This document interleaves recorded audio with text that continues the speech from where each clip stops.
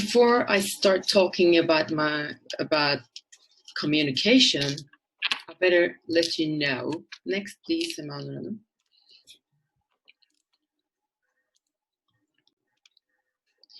I better let you know what you're going to lose if you fail to join the seminar. You lose the chance to learn how to influence people, ideas for better conversations, and effective communication skills. Next, let's see what you're going to gain if you join the seminar. I promise that you will learn something new and learn something that you didn't know before. Let's start with the boring definition of communication. It is boring. Even defines communication as the exchanging of information by speaking, writing, or using some other medium. The successful conveying of sharing of ideas and feelings. Yes, it is the boring definition. This is the nice definition, better definition. Let's see. Some other resources define communication as a process. It is a process involving a sender, a receiver of a message in the middle. And that is transferred, the message is transferred through a channel.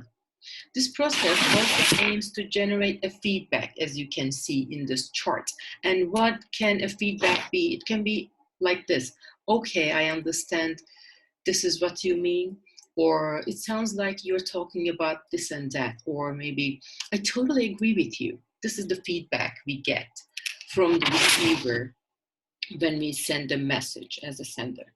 Next slide, please. Okay, we have a sender who encodes the message.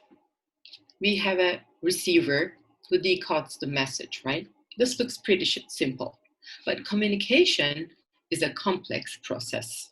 Let's see. By defining miscommunication, I'm going to define the opposite of communication. Have you ever been in a discussion that the other person accused you of not listening what he or she is saying to you? Or have you ever presented a homework in the class and others totally got confused? What's happening in those examples? Next. The answer is miscommunication. So I'm pretty sure that we all have experienced it somehow, sometime, somewhere with someone. Miscommunication can lead to confusion and misunderstanding, obviously. Even when we are talking face-to-face to another person and speaking with the same language, communication can be so complex. Let me ask you a question. If a message has been delivered to the recipient, is the communication process successful? No. You have in WhatsApp, you can get 2 nice gray ticks when you send the message. It is delivered, but is it read? Is it understood? If the message has been sent by the sender and received but not understood by the recipient, then no communication has taken place there. Doesn't matter if you have 2 really nice blue ticks. The recipient should understand. What if misunderstood? As in this picture, the sender sends a message, but the receiver can understand totally different one. This is miscommunication. Next.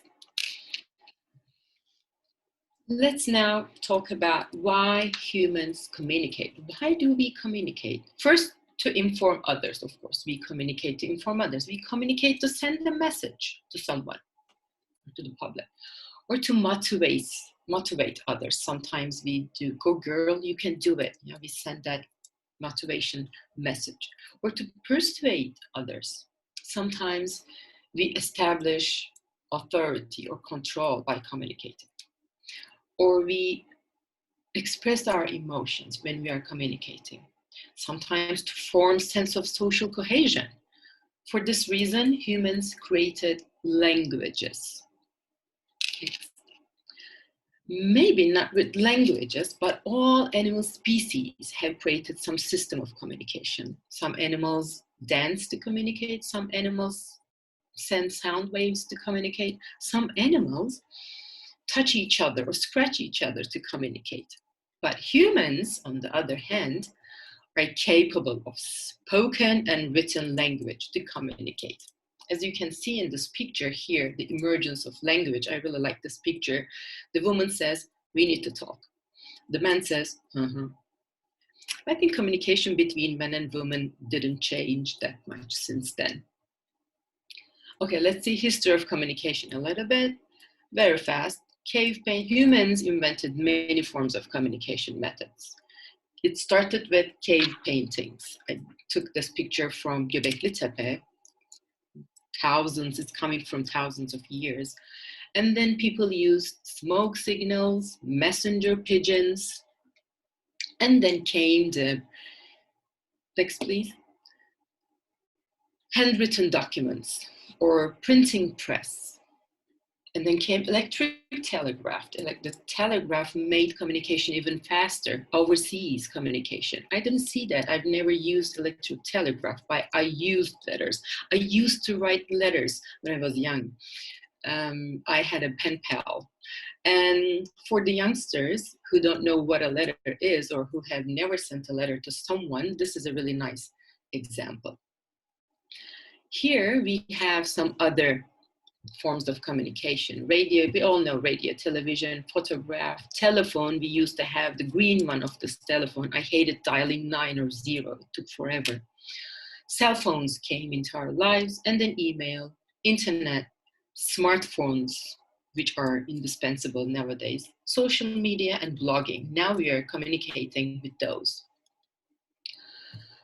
When I look back at how communication has changed and evolved over the years, I can't believe how incredible it is. This is my face here, you can see. But I think I can explain the change in communication as the answer to our needs. Yes, it changes and evolves as our needs change. How do you explain communication? Let's see how transactional model explains it. It explains communication as a game of catch. As we send our message, we get feedback from the recipient. But we send messages through our subjective view, which is perception. What is it? Let's see the next slide. When we are sending a message, we send our interpretation of a message. And the recipient hears through his or her own perception, own subjective view of seeing the world. We all have different perceptions, right? Our perceptions are shaped by our experiences, by our gender, age, race, education level, religion, our socioeconomic status, culture, or family, or needs, or immediate needs sometimes, interests, etc.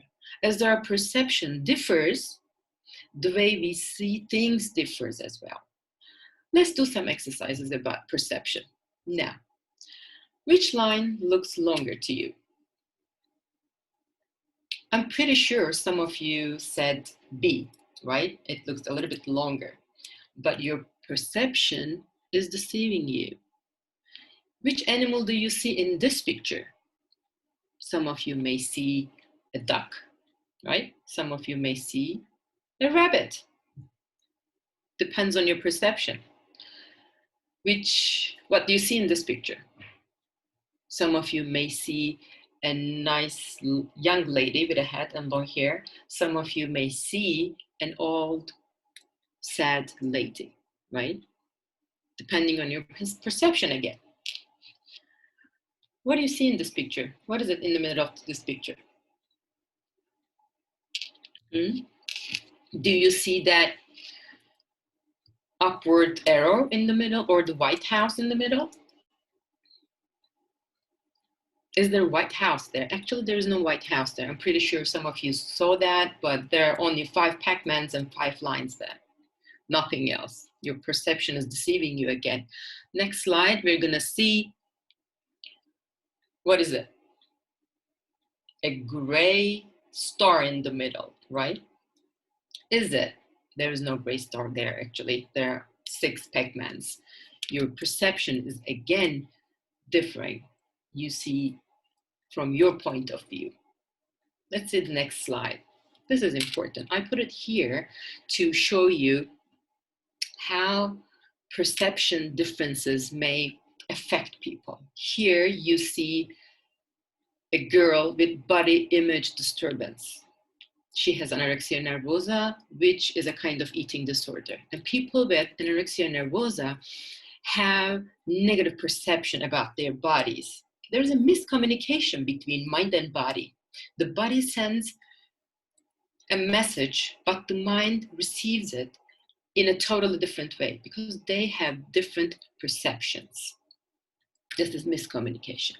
So transactional model offers us 4 basic rules. It says, be aware of your personal perception and ask the recipient his or her own perception, how she sees the issue. 2, engage actively with the verbal and nonverbal feedback of the recipient. Adjust your message for a better understanding and listen carefully, it says. Try to comprehend as the way you try to be understood. Those are the basic rules for transactional model for better communication. Our view of the world is not only determined by our perception, what we sense, but also determined by what we know, our knowledge. So consider someone is speaking Arabic or Chinese or Persian or some other language that you don't know, next to you or in front of you, directly to you. You hear the sound with your ears, you see the lips even, but it doesn't mean anything to you because you don't have the knowledge of that language and you don't perceive the meaning. So if you don't get the meaning, then there is a barrier to communication. Like you can see in this picture, different perceptions can create barriers to communication. What else can be a barrier to communication? Next. We talked about perception and knowledge already. Language can be another barrier to communication. Use of wrong words, faulty translations, different interpretations. Cultural differences can be another barrier, or disinterest to the topic, or inability to listen because maybe the environment is too crowded or too noisy. State of mind, a worried person cannot communicate properly, or an angry one cannot receive the message properly. Different communication styles. We all have different communication styles.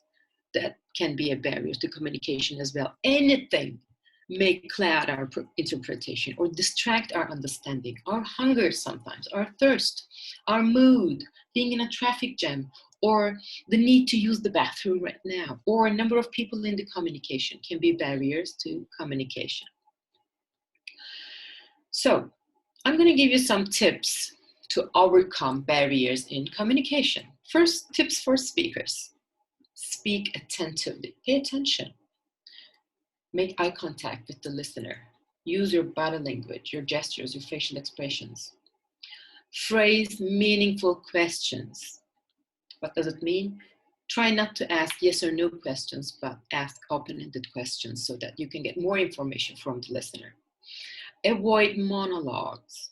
Avoid repetitive statements.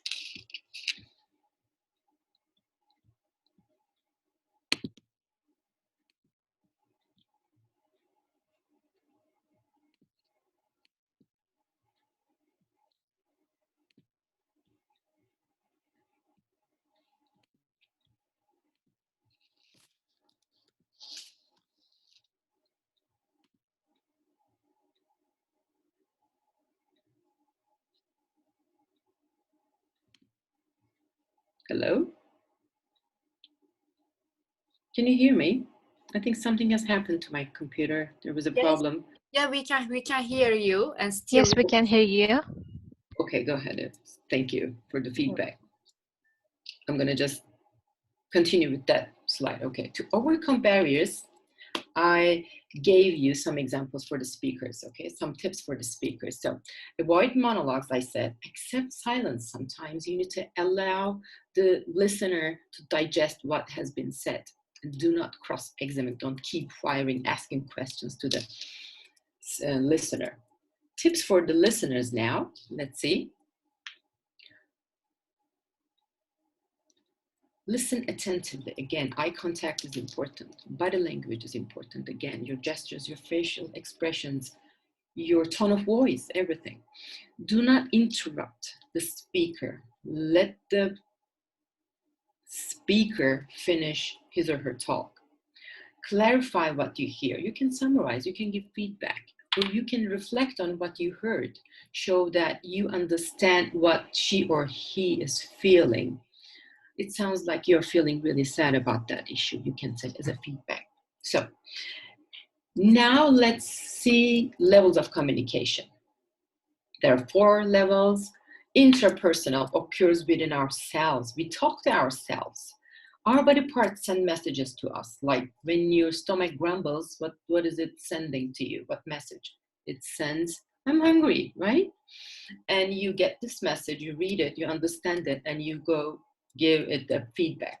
You just feed your stomach. So this is kind of a self-talk, interpersonal. Interpersonal communication occurs between people.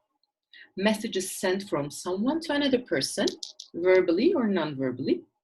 Organizational occurs within an organization, firms, companies. Messages are sent and received through layers of authority via various channels. Mass or public occurs when a sender sends a message to many people at the same time, like here. It can be via internet, thanks to Zoom, TV, or print media. Now, after levels of communication, we're going to see types of communication. Generally 2 types, verbal, nonverbal. People think verbal is the most important, but did you know that 55% of our messages come from our body language, 38% come from tone of voice, and 7% come from our words we use. So let's see what verbal communication is. In verbal communication, message is transmitted via words, symbols, signs, 2 forms, oral form, written form. In oral form, we use spoken words, influenced by volume, pitch, speed, or clarity of your speaking. It is generally face-to-face, but it can be a speech or telephone conversation or voice over the internet. Written form, on the other hand, uses signs and symbols, most common in business. Emails, letters, reports, memos, etc. are in this type of communication. Nonverbal communication, 93% of our communication is nonverbally, Eye contact is really important. Tone or pitch or speed of your voice is very important. Your head nods. You generally give feedback with your head. And facial expressions, it supports your words with your facial expressions. You send messages when you're sad with your facial expression. You express your feelings with your face. Gestures, what are those? For instance, what am I doing when I do this? Which message I'm sending to you? It says, everything is fine, right? Everything is going good, but what is it? Nothing is good. Everything is bad, right? What is this? Time is up. Or what is that? Shh, be quiet, right? I'm sending messages non-verbally, which really support my verbal communication as well. And postural position. The posture is really important. What message I'm sending to you right now. When I just cross my arms like this, it means no communication. I don't want to talk anymore. So it is important too.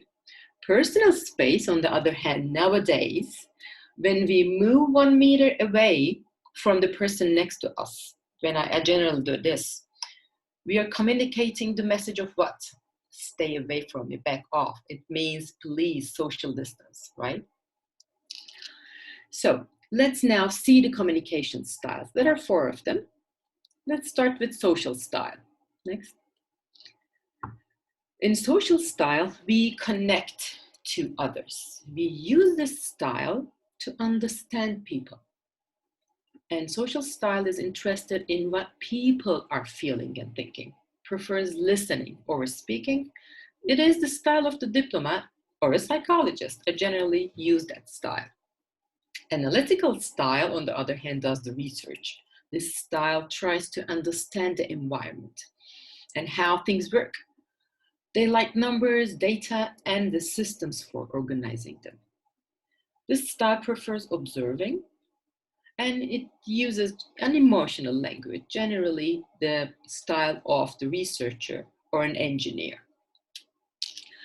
Functional style, it makes everything work. Tries to get things done. We use this style to get practical results.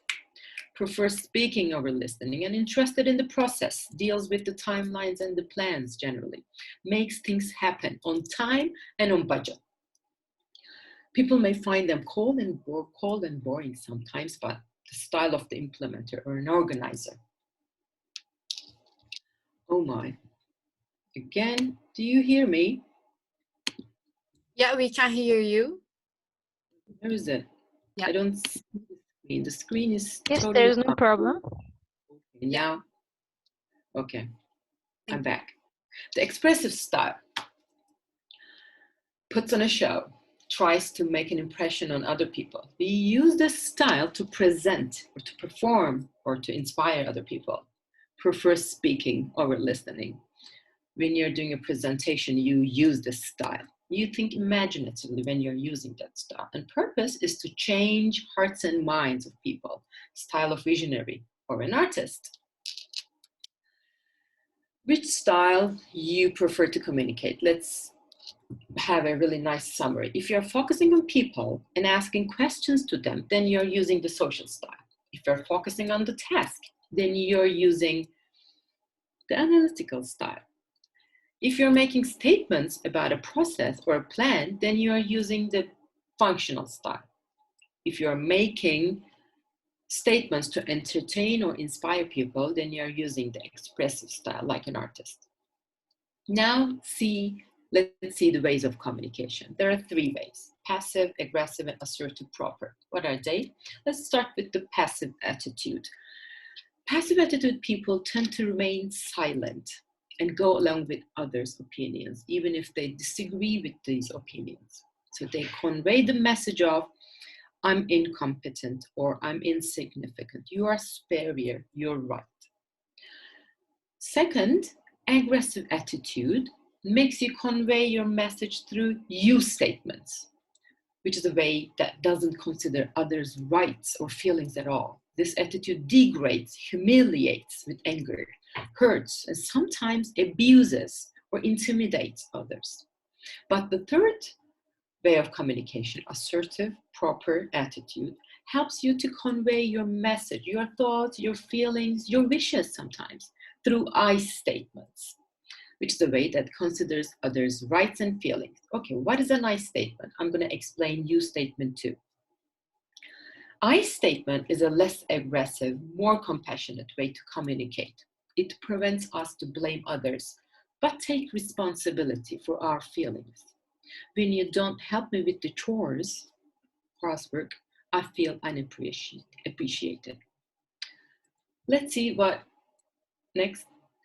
you statements are. You statements accuse or blame or hurt others. They make the person feel defensive or resentful. And you statements close all communication channels. Example, you don't help me with the chores. Or you're always on your phone. You care more about your phone than you care about me. You're blaming that other person, right? So let's compare them. You statements are used to imply that the listener is responsible for something. I statements, on the other hand, are used to express how you feel. You statements blame or accuse the listener, but I statements don't blame the listener. You statements hurt the receiver. Our statements are gentle. You statements make the listener feel resentful or defensive, but I statements identify the emotion you are feeling and where it is stemming from. Let's have some examples. Use statements. When you're talking to your partner, you don't care about me. You never call me. How do you say it in a nice statement? When you don't call me, I feel disconnected. You're saying the same thing, but in a more gentle way. Use statement when you're talking to a worker, let's say. You spend money carelessly. How do you say it? When you spend money on extra things, I feel stressed. When you're talking to your children, you care more about your computer than you care about me. When we don't spend time together, I feel lonely and disheartened. Or when you're talking to a friend, you never listen to me. I statement of the sentence, when you don't listen compassionately, I feel frustrated. So, where to use I statements? Everywhere. Home, work, school. Why do you use I statements? To gently express how we feel or think. With whom we use I statements? Everywhere, with anyone, everyone we communicate with. When to use I statements? Every time we communicate, we can use I statements, especially during pandemic. Now, communication changed totally. Our communication changed totally during pandemic, right? Now we are communicating online. We go to work online, we go to school online, we get health services online, we do social gatherings online, we do shopping online, and we attend seminars or trainings or workshops online. But at home, we still have face-to-face communication.